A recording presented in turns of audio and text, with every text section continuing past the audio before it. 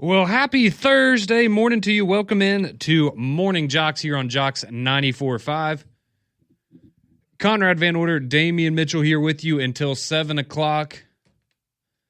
Getting you set, telling you everything you need to know about what's going on down there in Destin, Florida at the spring meetings. I'm sure a lot of you probably down in Destin last week. Maybe wish you were there right now with all the rain that we've gotten this week. But that's just how we roll. But they are down there in Destin. From my understanding, most of, if not all of the coaches have now headed back home, and you are left with a lot of the higher-ups, the presidents of these universities that are down there in Destin, trying to hash out a number of issues and a number of debates, including the 8 or 9 game SEC conference schedule. What are we going to do with the college football playoff expansion coming next season? There's some pretty big ticket items that have been going on down there, and so we've got some interesting information. So we've spent some time already this week talking about some different playoff formats. So apparently it was revealed yesterday that there are 3 different playoff formats that have been shared with SEC ADs and some of the head coaches, and so we'll break down what those kind of look like for you. Some of the big comments that we had yesterday from coaches there in Destin while they were spending their final day there at the SEC spring meeting. So we have a lot going on there. Some pretty big news as well in the SEC, but in the world of college basketball. If you're an Alabama or an Auburn fan, yesterday was a pretty good day for you. And, of course, we have our Mount Rushmore coming up here in just a little bit. So if you've missed it, or for some reason, you just haven't been able to listen for the last couple of weeks. So we just finished up yesterday, me and Damian, our SEC Mount Rushmores. We went through all 16 programs and gave our Mount Rushmore for those schools. We finished with Vanderbilt yesterday, started with Auburn 16 days ago, or a little over 16 days ago, I guess now. And now we are going to just do all SEC. And as we had some of you chime in yesterday on the text line, we were talking about, well, should we do an all quarterbacks list or an all offense and an all defense list? And some of you were saying, nope, that's what makes it difficult, right? You got to pick 4, however you want to do it, but we will do those a little bit later in the show. So your all-time SEC Mount Rushmore, your 4 greatest SEC football players of all time.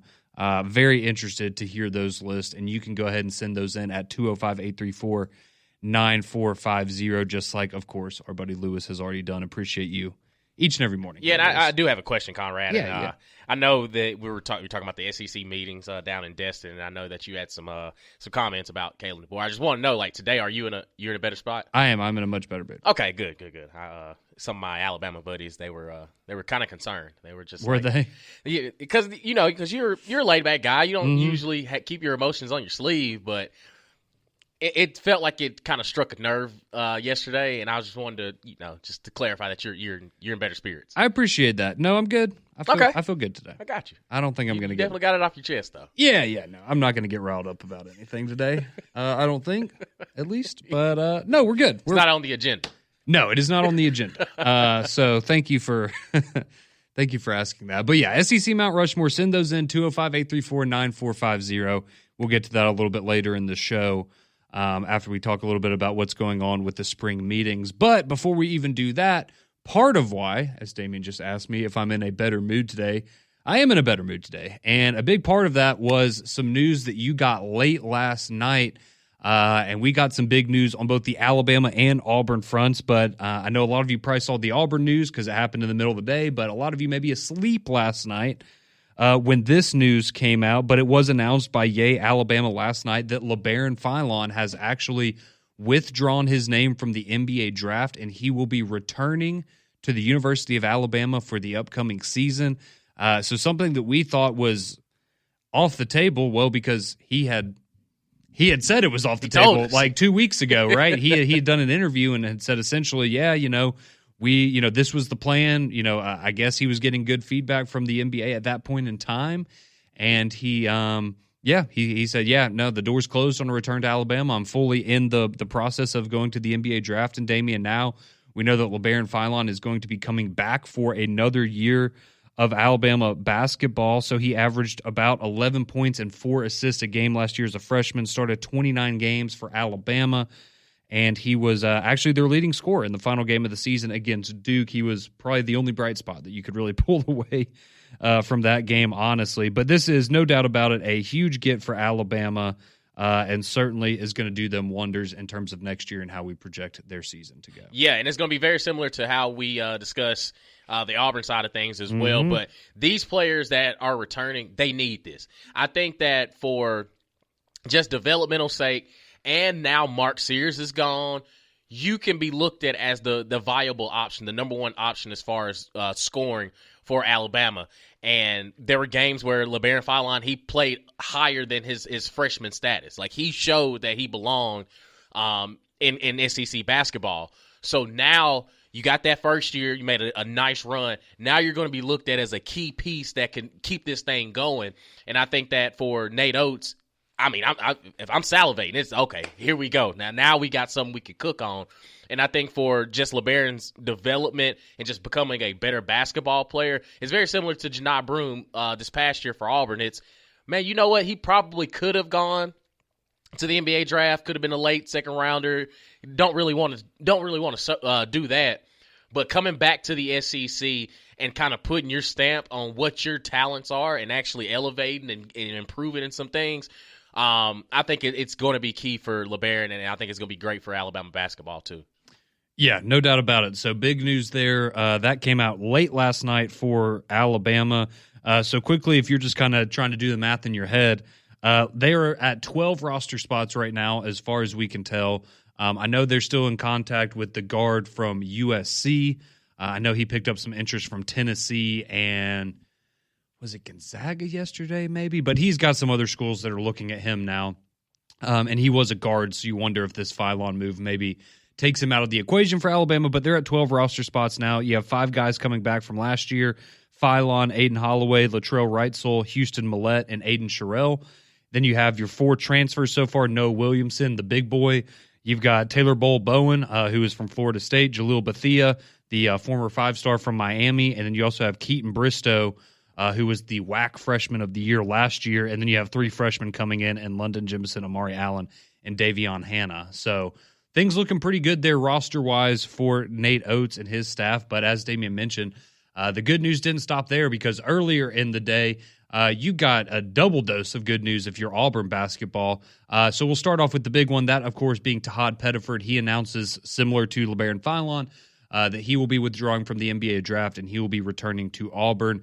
And I think, certainly I would think Philon and Pettiford are both going to be guys that are looked at as probably all SEC preseason guys. And I really like LeBaron Philon. I think that he's going to have a fantastic season. And maybe he will be somebody that's in this conversation as well. But I absolutely think Tahad Pettiford is in an All-American, Wooden Award type conversation to start the year. He is an exceptional player. And yeah, for your Auburn fans, I'll say it. Like, I think Pettiford's maybe a little bit better than LeBaron Philon. They're both special talents, but Pettiford is that dude. And I know a lot of Auburn fans were very, very excited yesterday, and rightfully so, because this is absolutely massive news for him coming back. And you're going to be able to pair him with Keyshawn Hall, Keyshawn Murphy, some of these guys that transferred in. You got Abdul Bashir, a guy from the JUCO level that transferred in, who averaged about 30 points a game this year as well. So they're going to be in a really, really good spot to be about 11 deep now with Pettiford, Overton, Keyshawn Hall, Keyshawn Murphy, Amika Oporum, Wilkins Adams, Elijah Freeman, Abdul Bashir, and Caden Magwood. And on top of that, you got another addition to the squad yesterday, and that would be a Serbian by the name of Philip, whatever it is, one of those two, Jovic. He is 6'9". He hails from Serbia. He's 20 years old, played pro ball last year overseas, where he averaged a little over 12 points a game, about 4 rebounds per game, playing for KK Megabasket, which I probably never heard of them, but hadn't seen the tape. But you know who else hailed from KK Megabasket? Think of the last name. Joker? Nikola Jokic came from the exact same place that Filip Jovic came from. So I'm not saying I'm not saying he's going to be the next Joker, but pretty good pedigree when you just got a kid that was playing professional basketball for the same organization that just produced who is probably the best basketball player in the world right now in Nikola Jokic. So lots of optimism there for Auburn. But again, he's 6'9", 20-year-old kid from Serbia, averaged 12 points, 4 rebounds a game last year. He will slide into one of those forward spots you would imagine for Auburn, and just kind of going around and trying to piece something together. It seems like, at least right now, how it would look to project down. And I do think Auburn's still going to go and try to get a big, probably. But you'll probably have Tahad Pettiford, Kevin Overton, Keyshawn Hall, Philip Jovic, and Keyshawn Murphy potentially as your starting five there for the Auburn Tigers. So a lot of excitement yesterday, rightfully so, for Alabama last night, Auburn during the day, and two of these programs that, I think these decisions right here, namely with Philon and Pettiford, they take Alabama and Auburn from being in the, they'll be top 25 preseason teams. We're not really sure what to make of them this year, but I think this turns them potentially, and maybe even Auburn more so than Alabama, into the conversation of being a top 10 team in the preseason again. So great day of college hoops there for Alabama and Auburn. You did also get the news on the Alabama front that Houston Millett, he did have his red shirt officially approved yesterday, so that's not going to be a concern anymore. And we also did find out that Alabama basketball has scheduled a game against UTSA, somewhere I know our UAB fans are very familiar with, for the upcoming season. So UTSA is going to travel to Coleman and play the Crimson Tide on December 7th. And the reason that's, I guess, of note, or more of note than typically, is that UTSA's head coach is Austin Claunch, who, if you remember that name, he was an assistant for Nate Oates a couple of years ago. He was a part of the Final Four staff there 2 years ago in Alabama. So a little bit of a return trip for him as far as things go there for UTSA coming and playing Alabama. And finally, for your college basketball news, if you missed it, this came out actually on Monday or Tuesday, but we haven't had time to get to it. Yaxel Lindeborg, he actually was the trendsetter. He announced a couple days ago that he is withdrawing from the draft, and he is going to go and play his upcoming season of basketball at Michigan. So it just kind of goes to show you the power of money and NIL in today's college basketball era, because I love to think that Pettiford and Philon just love Auburn and Alabama so much that they couldn't bear to leave. But I have to imagine that there's a lot of money exchanged in this decision, and that's ultimately why he is going to be coming back to the University of Alabama for Philon and back to Auburn for Tahad Pettiford. But I did think the stat was interesting yesterday. So the NBA draft, this year's NBA draft, has the fewest early entrants in terms of underclassmen in over 10 years. So you had before NIL, so I guess about 5 or 6 years ago, this was 10 years ago. When was this? Sorry. 2021, 5 years ago, 4 years ago. There were 363 players that entered the NBA draft early. This year, there are only going to be 106. So it just kind of tells you. They don't want to take that pay cut. No, they do not. And as you're seeing from Pettiford, Philon, and Yaxel Lindeborg, if you can't guarantee me I'm going to be a first-round pick, I'm going to go take that NIL money. And that's exactly what is going to happen there. So big day for college hoops around the state with Alabama and Auburn. Big news for both schools yesterday. Very excited for this fall, of course, and seeing how all of this plays out on the court. But we did have a lot of big news, some interesting comments coming out of Destin yesterday, a lot going on there in the spring meetings, a lot to get to as it involves the college football playoff and what that's going to look like moving forward, as well as if we're going to move to 9 conference games here in the SEC. So going to take a quick break, come back on the other side, tell you everything you need to know, what you missed from yesterday down in Destin. You're listening to JOX 94.5. 6:18, welcome back in Morning JOX here on your Thursday morning.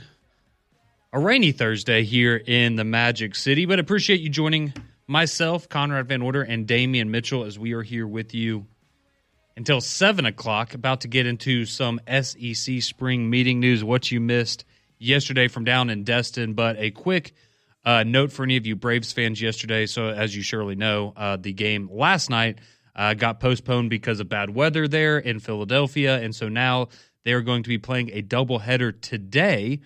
So the good news is you're going to get a little day baseball today. So first game of the doubleheader expected first pitch around 12 o'clock noon. And then they will play the second game at the regular scheduled time tonight of 5:45. So you'll be able to hear those on the JOX family of networks. So that's just a little bit of an update there, and we will see if the Phillies retaliate after Spencer Strider plunked Bryce Harper the other night. That's the expectation, so we'll see if any of that drama carries over into later today. All right, getting to some of the things that we have going on down in Destin, Florida. So big topics of conversation. Are we going to stay at 8 or go to 9 conference games here in the SEC? And then what are we going to do with the college football playoff in terms of how many teams, how many automatic qualifiers, how is it going to be split up? And so I guess the main point or the main takeaway, if you only hear one thing from this, is that according to Greg Sankey yesterday, he said he does not expect that there is going to be an ultimate decision made over the next few days in Destin about the 8 or 9 game conference schedule.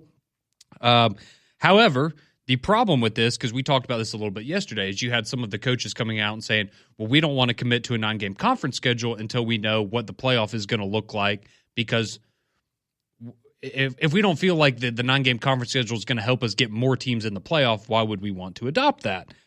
Makes sense to me. I can completely understand that. However, Greg Sankey also said that based on the 2 timelines, they're likely going to have to come to a decision on the schedule before the college football playoff, because the ADs have made it known, hey, we need to figure out this schedule deal before the start of the upcoming season. Like, we need to have this done in the next 3 months, essentially, whereas the college football playoff debate, that can carry on through the season, and whether it gets figured out before the season, during the season, a little bit after, that's still on the table. So, in a little bit of a stalemate right now, Damian, because you have, on one hand, they don't want to decide on the schedule until the playoff negotiations are figured out, but those negotiations aren't moving quickly enough to where, they're kind of stuck between a rock and a hard place right now. Yeah, and, I mean, I look at it from this perspective, and again, I'm just a consumer of football.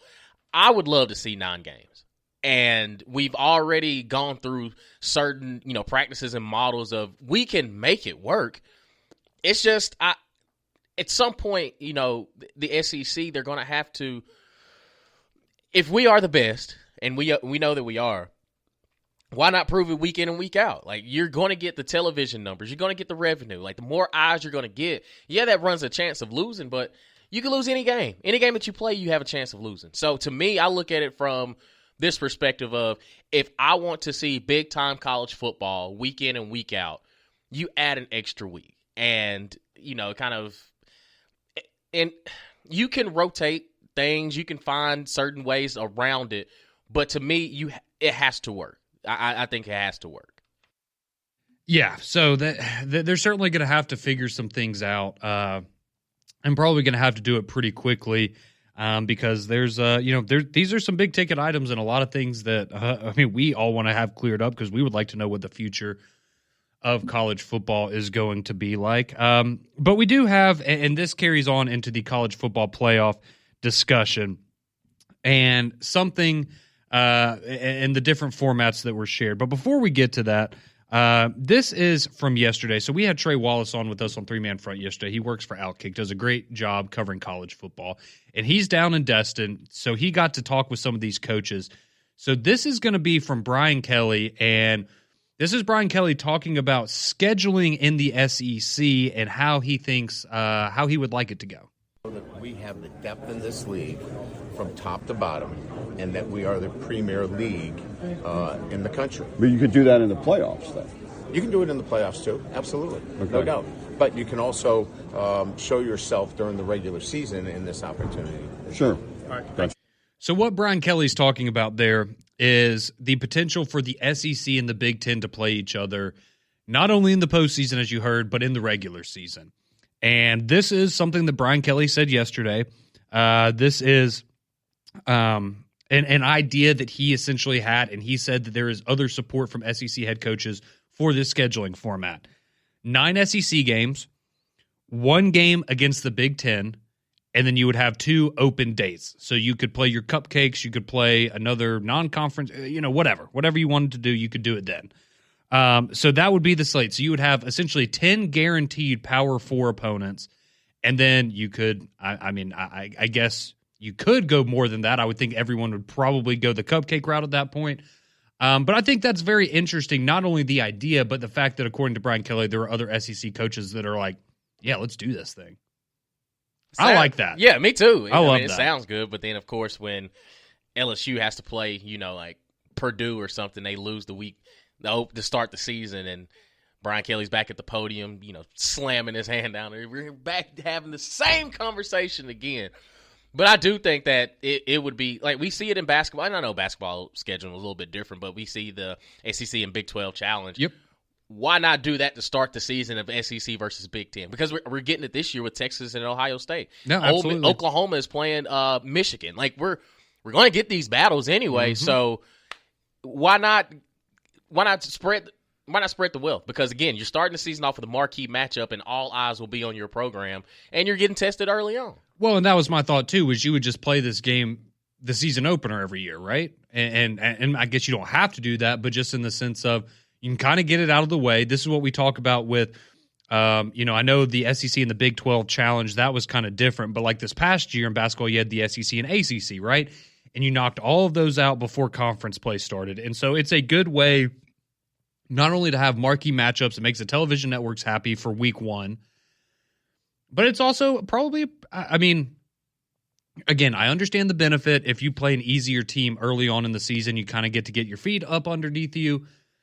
But it's kind of a measuring stick at the beginning of the season, right? Of, all right, how good are we against other Power 4 competition? And I think it's a good idea. I like it. I hope that ultimately we do get some of that crossover between the SEC and the Big Ten, because we like to brag about how we're the best. They think they're the best. And this would be a good way to be able to prove it on the field in a regular season format before, of course, getting to the playoff where anything is possible. So with all of this, though, with the scheduling, all of that's great, right? But now we know that the college football playoff, a lot of people don't want to make a decision on the schedule until the playoff stuff is set in stone. So what does that look like? So Ross Dellinger from Yahoo Sports, he's been on top of all of this down there at Destin. So he reported yesterday that the SEC coaches and athletic directors have seen 3 different playoff formats. So we've talked about the 4-4-2-2-1. It's where SEC and Big 10 get 4 spots, ACC and Big 12 get 3, and then the group of 6 gets 1. And then you would have 3 at-large bids. The 5-11 we talked about a little bit yesterday. That would be all your conference champions get an automatic bid, the 11 other spots, the 11 best teams that are left. Personally, I kind of like that idea. And I threw out this idea yesterday. I don't know what your thought is, Damian, but I like the 5-11 format, but you do it with the caveat that if you are a conference champion ranked outside of the top 16, you are not guaranteed an automatic qualifier.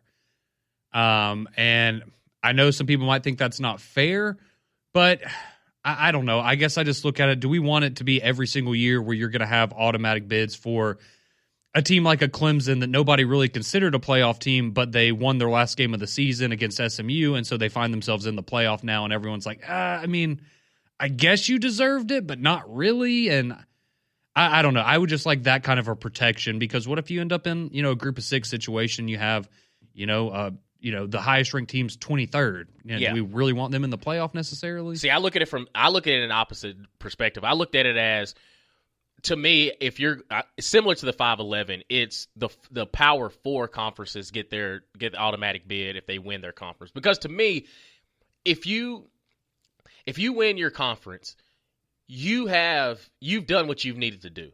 You've done it in the regular season. Now, there could be a time where an 8-4 kind of team slides in, but yet they still ended up being the conference champion. So to me, I think they should still be. It's the same way with the NCAA tournament, where you win your conference, you're automatically in. Yeah. Now, does it kind of weigh a little bit different because like a couple years ago with Pitt winning the ACC that year, nobody really looked at them as one of the top teams in college football, but they still went out there and handled their business, because it's not a tournament style thing.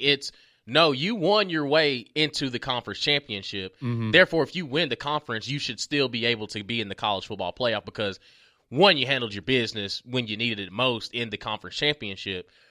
Now, granted, upsets happen, but that's also one of the things that happens in college football anyway, week to week. Yeah. But if you win your conference, you should still get a spot in the college football playoff. But that's just ACC, Big 12, Big 10, and SEC. Yeah, the Power Four. Yeah, I said Group of 5. It's kind of a year-to-year thing. Like if you can, this is where the committee's going to have to trust their eyes and say, okay, well, yeah, if this undefeated Boise team is as good as we think they are, then yeah, they can find themselves in the at-large spot. Like Cincinnati a number of years ago, where they earned that spot because, granted, there weren't any other teams that really had great resumes, but they also had proven, okay, well, if we're going to take a shot on somebody, we're going to let it be Cincinnati. Mm-hmm. Yeah, so I don't hate that either. Okay, so we've given you the 2 formats. You're probably wondering, I thought you said there were 3. There are 3. This one, and it has been noted, this one is not getting nearly as much consideration as the other 2, and you'll see why in a second. So this next one is called the 4-4-3-3-1. It is exactly what you probably think it is. Instead of 2 automatic qualifiers for the ACC and the Big 12, they would get 3. As you can imagine, that one not getting nearly as much traction amongst some of the ADs and coaches in the SEC. But it was noted yesterday that both the Big 12 and ACC have come out in support of the 5-11 format. The Big 10 is also in support of the 5-11 format. However, they want to see the SEC go to 9 conference games because that's what the Big 10 does before they agree to it. So again, we were at a stalemate. It seems like maybe the 5-11 model is gaining a lot of traction, though. Potentially that's going to be the direction that we're heading in. But as you can see, it's a bit of a give and take. You get good news. Okay, well, the conferences seem to be in alignment on this, but they're waiting on the SEC to make a decision on the conference schedules before they're willing to do anything there. So that's a lot of information we just threw at you, a lot of numbers, 5s and 4s and 2s and 1s, and it's very confusing, and I totally understand that. So a lot of you chiming in with your thoughts. We definitely want to get to those, get your thoughts on the future of the playoff as well as the SEC conference schedule. We do still have our all-SEC Mount Rushmore. We are jam-packed today, so keep sending those in, 205-834-9450. On the other side, we'll get to your reaction to what's going on in college football, and me and Damon will share our all-SEC Mount Rushmores, and then we will continue to hear from you on the other side of Morning JOX and JOX 94.5.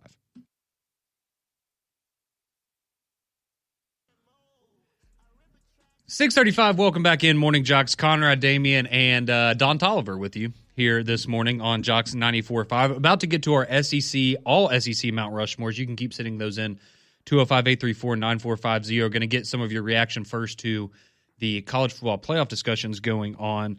But quickly, did have some news to share in the college football front very quickly involving Alabama, and that is 5-star linebacker Xavier Griffin. We talked about him last week, I believe. But he decommitted from USC earlier this month. He was immediately attached to Alabama. Now On3 Sports predicting that is where he is going to end up. So potentially another 5-star for the Alabama Crimson Tide on the way. He's the number 2 linebacker in the 2026 class. He is going to officially announce his decision on June the 29th, and it's down to Alabama, Texas, Ohio State, and Florida State. But Alabama seems to be in the lead right now. So some good news on the recruiting front for Alabama. But the big conversation is with the SEC spring meetings, what's going to happen with the college football playoff and the conference schedule. And John chimes in on the text line. He says, with the 5-11 model, the SEC is still going to average between 4 and 6 teams any given year, even if they go to a 9-game schedule.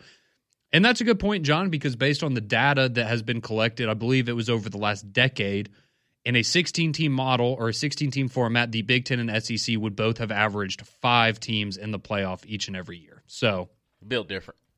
Yeah, it just means more, right? Joseph says, do you think they're hesitant on the 9-game schedule because you already have some teams with non-conference rivalry games like Florida, Georgia, and Kentucky?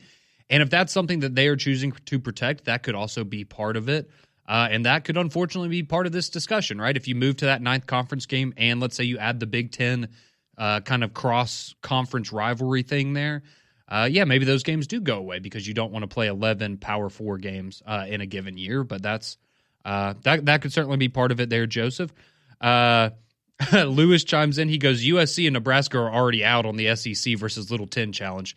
Yeah, they don't like playing They don't like playing Big or SEC schools. Lincoln Riley is like, can we throw Vanderbilt? Can we have the Vanderbilt slate if we get a chance to? Can we have Kentucky? Maybe we have Kentucky. Yeah, let's not forget who was trying to get out of that LSU game last year. It wasn't Brian Kelly. And granted, they ended up losing that game, so it worked out for Lincoln Riley, didn't it? Let's see. Okay, somebody says, why can't the SEC just say the Big 12 or whatever they're called needs to play 9 games and then they will do it? Well, I think the discussion's more about the SEC, not the SEC getting other conferences to do it. It's the other conferences wanting the SEC to do it. All right. Let's see. Bama Hater chimes in. He says all of the power conferences should play 9 conference games, live with the performance on the field, and stop petitioning the committees for undeserved spots in the playoff. He says, does finishing tied for 4th in the SEC with 3 other teams finishing 9-4, not being in the SEC championship, not making the playoffs, and starting the season with a QB with no experience warrant a number 2 preseason ranking? Please discuss. So I assume you have a big problem with the likes of an Ohio State being ranked up there with a quarterback that we've never seen before. I guess Texas, you have seen Arch Manning start just in very limited situations against not powerful, like not great competition. No. What was it, Mississippi State, I think, last year? And Louisiana Monroe. And Louisiana Monroe, that's it. Yeah, so, I mean, look, I understand you're concerned, Bama Hater, about where Alabama's going to be ranked. They're not going to be number 2 in the preseason, Paul. I'll just go ahead and tell you that. They're not going to be up there. They'll be in the top 10, but they're not going to be number 2. But I think also if you could, maybe remove your bias, you would realize that, yeah, there's reason for optimism down there in Tuscaloosa, more so than in Miami right now. Let's see. We have... Okay, well, that's it. That's all of your reaction to the college football playoff and what's going on there. So just a lot of things to keep track of. We'll keep you updated tomorrow if anything comes out, but again, not expected to have much of a decision there. So I'll tell you what, let's go ahead. Let's take a quick break. We've had a lot of your reaction to get to. A lot of you keep sending in your all SEC Mount Rushmores, 205-834-9450. Quick break. We're going to come back. Me and Damon will share our list, and then we will spend the rest of the show reading yours on the courtesy GMC text line. You're listening to Morning JOX here on a Thursday edition on JOX 94.5. Welcome back into Morning JOX here on your Thursday morning, JOX 94.5. Appreciate you spending some time with us this morning. We'll hand you off to McElroy and Kublik in the morning coming up at 7, as they will no doubt spend more time diving into what's going on with the SEC 9-game conference schedule as well as the future of the college football playoff. But we do have football going on right now. A reminder, the Stallions traveling to Memphis on Sunday, the regular season finale. And the Horsemen have shared with us that if you are somebody that wants to make the trek up to Memphis, that they have a section split up. So they have, if you go on Facebook to the Horsemen group, they wanted us to share that they have 2 sections where they're trying to get all of the Stallions fans to sit. They have a link there where you can get your tickets and everyone can sit together. So go check out the Horsemen on Facebook if you want to support the Stallions this weekend. It seems like there's a decent group headed up to Memphis. There we go. Giddy up. Giddy up.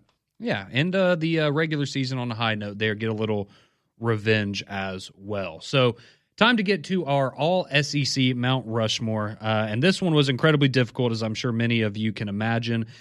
So I went 2 new school, 2 old school, kind of mixed it up a little bit, but I'll give you my honorable mentions first, and this is going to hurt a lot of people just like it hurts me to read these because some of the greatest football players of all time, but there's a lot of big names in the SEC. So quickly, my honorable mentions: Bo Jackson.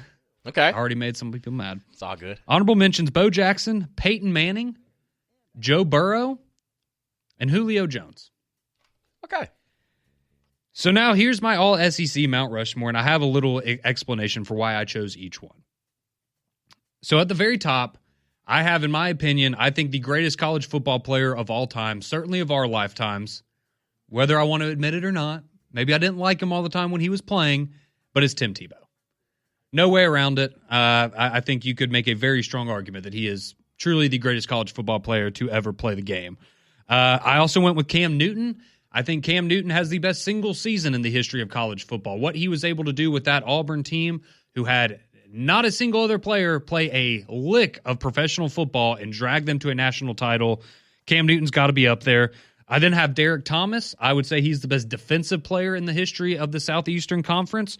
So I have him on there. And then I went Herschel Walker over Bo Jackson. I understand the versatility of Bo Jackson, but man, Herschel Walker didn't. I mean, what he had 1,600 yards every single year that he was in college.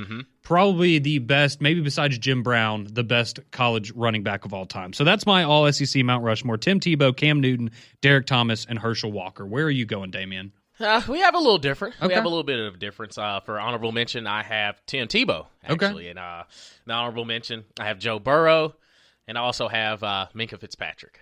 Oh, okay. I have Minkah Fitzpatrick. So I'm kind of with you. I tried to do two old school and two of the modern era. Yeah. To say at least two guys that I've seen. So number one, I have Bo Jackson. Okay. I have Bo Jackson. Yep. Everything that he's done in his college career, Bo knows. Number two, I have Derek Thomas as well. To your point, one of the best defensive players really to ever play college football. Yeah. And he, hailed from the University of Alabama. This is where it got a little tough. And I could care less if he was only there for a year. I got Cam Newton. Again, you look at the pieces that were around him. Let the record speak for itself. Well, and I don't know for you, but when I was comparing like with Joe Burrow, because we really just think of that 1 year, I know they both won national championships, but what Cam Newton did in his 1 year is infinitely more impressive than Joe Burrow. 1,000%. And with a little bit of controversy. Okay. Kellen Mond. Lord, no, but it's another Texas A&M quarterback. I have Johnny Manziel. Okay. Yeah, see, Johnny Manziel, that's another one that I had considered. Yeah. And again, I guess for me, it came down to he never did more than win 10 games in a season. Like, true. Incredible talent. One of my favorite players to watch. So much fun to watch. And that's where I kind of separated. I was like, okay, like if I'm talking of, I need somebody to go out there and put on a show and also put up numbers. He's one of those. So I have Johnny Manziel, Cam Newton, Derek Thomas, and Bo Jackson. Excellent. And also list. honorable mention Derrick Henry. It was tough. That was a tough one. Yeah, that was another one that was hard to leave off. It hurt. Yeah, no, I understand. But yeah, okay, great list there. So now we'll get to your list. All right, so someone chiming in, they go Herschel Walker, Bo Jackson, Derek Thomas, and Tim Tebow. Can't argue with that one single bit. Eric in Adamsville, he's going to go the four greatest: Derek Thomas, Tim Tebow, Peyton Manning, Devontae Smith.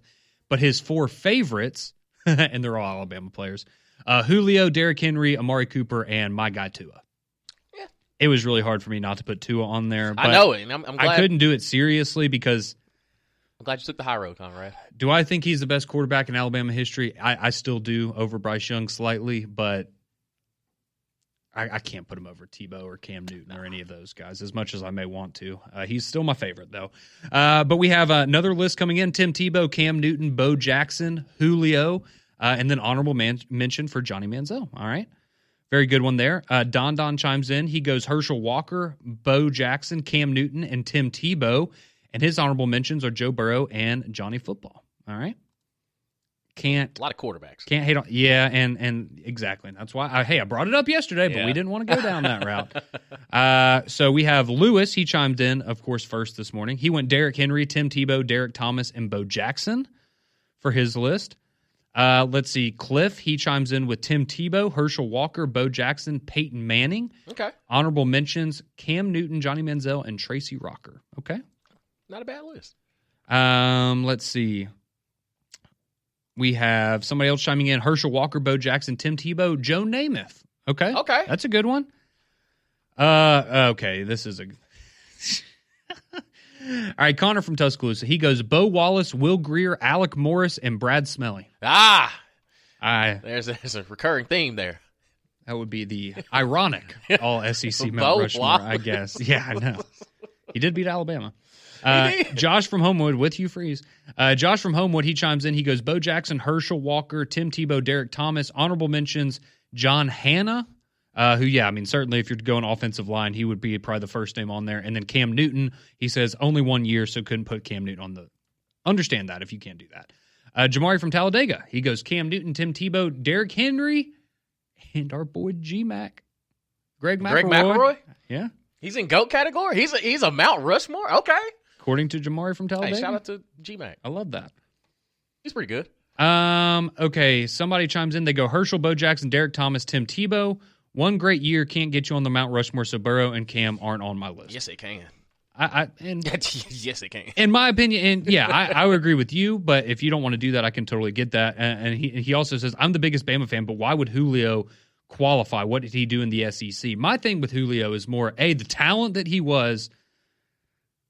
I mean, look, I understand we love Jamar Chase and Justin Jefferson, all these guys. In my opinion, you can't build him like Julio, dog. Julio's better than all of those guys. You can't build him like he that. played in a different era. He's better than all of those guys. On top of the fact that going back, and I know this doesn't have to do with what he did on the field, the recruitment of Julio Jones may be, besides the hiring of Nick Saban, the single most important thing that happened in the last 20 years of Alabama football. And we can get into that another day. I'm sure many of you understand that, but that's why I had him as one of my honorable mentions. All right, we have somebody from North Carolina. They chime in. They go Herschel Walker, Cam Newton, Percy Harvin, and Harvey Updike. Wow. That's evil. I wouldn't even go there. No. Let's see. Nick from North Birmingham. He goes Bo Jackson, Tim Tebow, Cam Newton. How about this one? I haven't heard this one yet. Sean Alexander. Okay. You tote that rock. Honorable mentions for Nick: Herschel, Joe Namath, Carlos Dansby, and Derek Thomas. All right. Oh, he wants some heavy hitters. That's interesting. Bama hater, he's going to go. He says since Texas and Oklahoma are added, he's throwing them in there. He goes Bo Jackson, Earl Campbell, Ozzie Newsome, and David Palmer. Okay. Wow, actually saying something nice about Alabama. Let's see. Dwayne, he chimes in. He says Cam actually had more than one season. He was on a national championship every year that he played. That is true. He won one in JUCO, he won one at Auburn, and he won one technically. Well, he was on the roster at Florida. So that is a good point there, Dwayne. John, he chimes in. He goes Tim Tebow, Herschel Walker, Reggie White. That's a good one we haven't heard yet. And Devontae Smith. Yes, sir. Absolutely. All-time leading receiver in the SEC. Let's see. We have somebody chimes in with theirs. He goes... Okay, so his Mount Rushmore is just 3 players, Bo Jackson, Peyton Manning, and Ronnie Brown. He says his favorites, though, are Cole Kubelik, Cadillac Williams, and Derrick Henry. Okay. Someone else chiming in, Tebow, Derrick Henry, Mount Cody, and Derek Thomas. Mount Cody. Roll Tide. That block against Tennessee. Never going to forget that. Fanboy chimes in. He goes, is Johnny Manziel on the mountain if he doesn't beat Alabama? Yes. No, I don't think. You still would have him on there? He still won the Heisman, dog. Okay. But does he win the Heisman if he doesn't beat Alabama? Yeah, that adds to it, too. Okay. I mean, yeah, absolutely. Okay. Why you think anybody put Leonard Fournette? Someone said, can we get a mention of Champ Bailey or Hines Ward? Well, there you go. You just mentioned them. And then Joseph says Herschel Walker, Tim Tebow, and Bo Jackson. So appreciate all of you joining us. Tomorrow we'll do SEC head coaches, Mount Rushmore. Mac and Cube in the morning. They're next.